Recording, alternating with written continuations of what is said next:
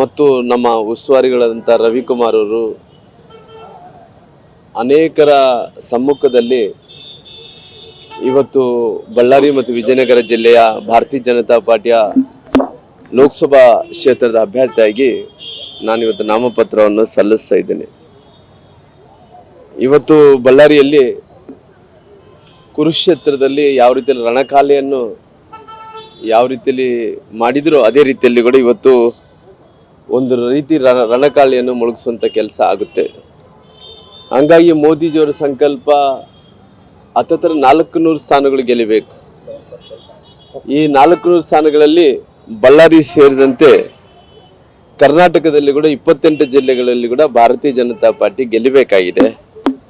ಹಂಗಾಗಿ ಇವತ್ತು ದೇಶದಲ್ಲಿ ಕಾಂಗ್ರೆಸ್ ಪಾರ್ಟಿ ನರೇಂದ್ರ ಮೋದಿಜಿಯವರ ಏನು ಈ ಮಹಾ ಸುನಾಮಿಯಲ್ಲಿ ಬಹುಶಃ ಕಾಂಗ್ರೆಸ್ ಪಾರ್ಟಿ ಬೇರೆ ಸಮೇತ ಕೂಡ ಕಿತ್ತಾಕುವಂಥ ಕೆಲಸ ಮೋದಿಜಿಯವರು ಮಾಡ್ತಾ ಇದ್ದಾರೆ. ಇವತ್ತು ಈ ಸುನಾಮಿಯಲ್ಲಿ ಕಂಪ್ಲೀಟಾಗಿ ಕಾಂಗ್ರೆಸ್ ಪಕ್ಷ ಕುಚ್ಕೊಂಡೋಗುವಂಥ ಕೆಲಸ ಆಗುತ್ತೆ, ಕಂಪ್ಲೀಟಾಗಿ ಕೊಲಾಪ್ಸ್ ಆಗುವಂಥ ಕೆಲಸ ಕೂಡ ಆಗುತ್ತೆ.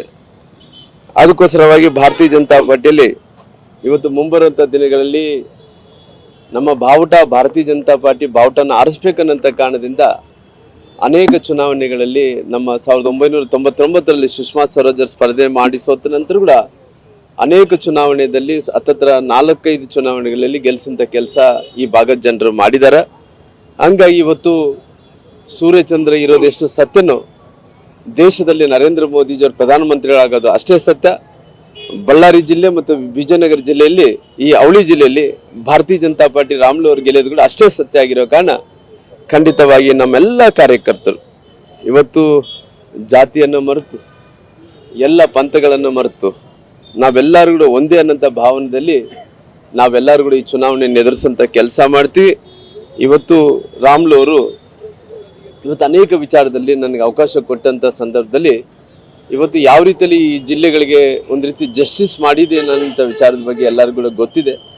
ಹಂಗಾಗಿ ಮುಂಬರುವಂಥ ದಿನಗಳಲ್ಲಿ ನಾವು ಅನೇಕ ಮಂದಿ ನನ್ನ ಸ್ನೇಹಿತರಂಥ ಜನಾರ್ದನ್ ರೆಡ್ಡಿಯವರು ಹಾದಿ ಸೇರಿಕೊಂಡು ನಮ್ಮೆಲ್ಲ ನಾಯಕರು ಸೇರಿಕೊಂಡು ಇವತ್ತು ಈ ಬಳ್ಳಾರಿ ಜಿಲ್ಲೆಯಲ್ಲಿ ಒಂದು ಹೊಸ ಬದಲಾವಣೆಯ ಗಾಳಿ ಬೀಸುವಂಥ ಕೆಲಸ ಕೂಡ ನಾವು ಮಾಡ್ತೀವಿ ಅನ್ನೋಂಥ ಮಾತನ್ನು ಹೇಳೋದ್ರ ಮೂಲಕ ಎಲ್ಲರೂ ಸೇರಿ ವಿಜೇಂದ್ರ ನಮ್ಮೆಲ್ಲ ನಾಯಕರು ಸೇರಿ ಬಲ ಸೇರಿದರೆ ಯಾವ ರೀತಿಯಲ್ಲಿ ಬಾಹುಬಲಿ ಆಗುತ್ತೋ ಆ ಬಾಹುಬಲಿಯ ಮುಖಾಂತರ ಇವತ್ತು ಪಾರ್ಟಿಯನ್ನು ಮತ್ತು BJPಯನ್ನು ಗೆಲ್ಲಿಸೋಂಥ ಕೆಲಸ ಮಾಡ್ತೀವಿ.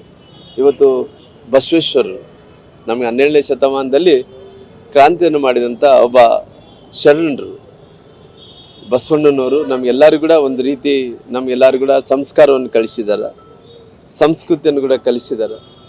ಜೊತೆಲಿ ನಮ್ಮೆಲ್ಲರೂ ಕೂಡ ಜೀವನವನ್ನು ಯಾವ ರೀತಿಯಲ್ಲಿ ಇರಬೇಕು ಬದುಕಬೇಕು ಅನ್ನೋಂಥ ಒಂದು ಮಾರ್ಗದರ್ಶನ ಕೂಡ ಬಸವಣ್ಣವ್ರು ಮಾಡಿರೋ ಕಾರಣ ಇವತ್ತು ಬಸವಣ್ಣವರ ಪುತ್ಥಳಿಯನ್ನು ನಾನೇ ಸ್ವಚ್ಛಪಡಿಸಿ ನಾನೇ ಇವತ್ತು ಪೂಜೆಯನ್ನು ನೆರವೇರಿಸಿದ ನಂತರ ಪುನಃ ಬಾಬಾ ಸಾಹೇಬ್ ಅಂಬೇಡ್ಕರ್ ಅವರ ಅಲ್ಲಿ ಕೂಡ ಹೋಗಿ ನಮಗೆ ಸಂವಿಧಾನವನ್ನು ಕೊಟ್ಟಂಥ ಬಾಬಾ ಸಾಹೇಬ್ ಅಂಬೇಡ್ಕರ್ ಅವ್ರಿಗೆ ಅಲ್ಲಿ ನಾನೇ ಸ್ವತಃ ಹೋಗಿ ನಮಗೆ ಇವತ್ತು ಎಷ್ಟೋ ಅವಕಾಶಗಳನ್ನು ಕೊಟ್ಟಂಥ ಬಾಬಾ ಸಾಹೇಬ್ ಅಂಬೇಡ್ಕರ್ ಅವರು ಕೆಳ ಸಮುದಾಯಗಳು ಇವತ್ತು ಜಸ್ಟಿಸ್ ಅನ್ನು ಕೊಡೋಂಥ ಕೆಲಸ ಕೂಡ ಮಾಡಿದ್ದಾರೆ.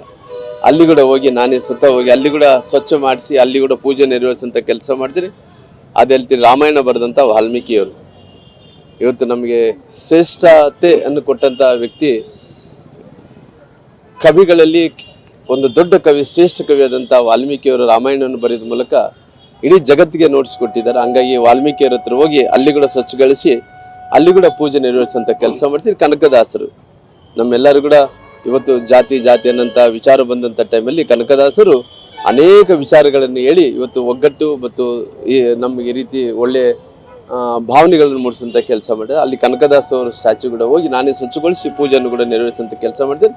ನಂತರ ವಿಜೇಂದ್ರ ಜೊತೆಲಿ ಇವತ್ತು ನಾಮಪತ್ರಗಳನ್ನು ಸಲ್ಲಿಸೋಂಥ ಕಾರ್ಯಕ್ರಮದಲ್ಲಿ ಹೋಗ್ತೇವೆ. ಪ್ರಚಾರದ ಭರಾಟೆಯಲ್ಲಿ ಕೌರವರು ಪಾಂಡವರು ಅಂತ ಬಹುಶಃ ಇದು ನಾವೆಲ್ಲ ಕೂಡ ಚುನಾವಣೆ ತನಕ ಕೂಡ ಕಾಯಬೇಕಾಗಿದೆ. ಯಾಕಂದರೆ ಇವತ್ತು ಬಹುಶಃ ನರೇಂದ್ರ ಮೋದಿಜಿಯವರು ಇಡೀ ದೇಶದಲ್ಲಿ ಇವತ್ತು ಇಂಥ ವಾತಾವರಣ ಸೃಷ್ಟಿ ಮಾಡಿದ್ದಾರೆ.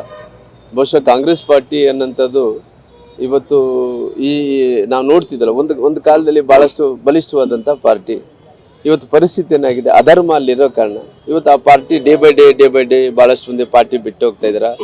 ಇವತ್ತು ರಾಹುಲ್ ಗಾಂಧಿ ಅವ್ರ ಜೊತೆಲಿ ಕೂಡ ಯಾರಿಲ್ಲ, ಪ್ರಧಾನಮಂತ್ರಿಗಳ ಅಭ್ಯರ್ಥಿಯಾಗಿ ಘೋಷಣೆ ಆಗಿಲ್ಲ. ಅಲ್ಲೇ ಕೂಡ ಅಯೋಮಯ ಪರಿಸ್ಥಿತಿಯಲ್ಲಿ ಅವ್ರು ನಂಬಿದಂತ ಬಂದಂಥವ್ರೆಲ್ಲ ಕೂಡ ಹಾದಿಯಲ್ಲೇ ಬಿಟ್ಟು ಹೋಗ್ತಾ ಇದ್ದಾರೆ.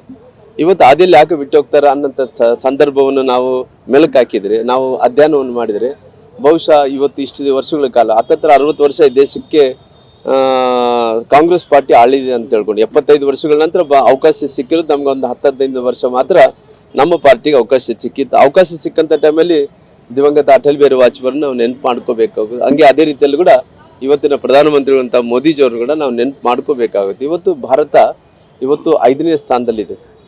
ಇವತ್ತು ಭಾರತ 5ನೇ ಸ್ಥಾನದಲ್ಲಿ ಇದ್ದಂಥ ಭಾರತ 1ನೇ ಸ್ಥಾನಕ್ಕೆ ಹೋಗ್ಬೇಕಾದ್ರಿಗಿನ ಇವತ್ತು ಭಾರತದ ಸಲುವಾಗಿ ಪ್ರಧಾನಮಂತ್ರಿಗಳಂತ ನರೇಂದ್ರ ಮೋದಿಜಿಯವರು ಈ ದೇಶದ ಜನರು ಕೂಡಿಕೊಂಡು ಈ ದೇಶವನ್ನು ಕಟ್ಟಂತ ಕೆಲಸ ಮಾಡ್ತಾರೆ. ಬಹುಶಃ ಕಾಂಗ್ರೆಸ್ ಅವರು ಕೌರವರಾಗಿರೋ ಕಾರಣ ಅವತ್ತಿನ ಸಂದರ್ಭದಲ್ಲಿ ಏನೋ ಹೇಳಿದ್ರು, ಜನರು ಕೇಳಿದ್ರು, ಪುನಃ ಅವ್ರಿಗೆ ಗೊತ್ತಾಗಿದೆ ಮೋಸ, ಅನ್ಯಾಯ, ದೇಶ ಕರಪ್ಷನ್ನು, ಭ್ರಷ್ಟಾಚಾರ ಇವೆಲ್ಲ ಕೂಡ ಜನರು ಸಹಿಸೋಕೆ ಹೋಗಲ್ಲ. ಹಂಗಾಗಿ ಜಾತಿಗಳ ಮಧ್ಯೆ ವಿಷವನ್ನು ಬಿತ್ತುವಂಥ ಕೆಲಸ ಇವೆಲ್ಲ ಕೂಡ ಜನರು ನೋಡಿರೋ ಕಾರಣ ಅವರು ಕೌರವರಾಗಿ ತಿರಸ್ಕಾರ ಮಾಡ್ತಾರೆ. ಪಾಂಡವರಾಗಿರೋ ಕಾರಣ ನರೇಂದ್ರ ಮೋದಿಜಿಯವರಿಗೆ ಮತ್ತು ಯಡಿಯೂರಪ್ಪರಿಗೆ ಕೈ ಬಲಪಡಿಸುವಂಥ ಕೆಲಸ ಮಾಡ್ತಾರೆ. Thank you. ನ್ಯೂಸ್ ಫಸ್ಟ್ ನಿರ್ಭೀತಿಯಿಂದ ನಿಮ್ಮ ಪರವಾಗಿ.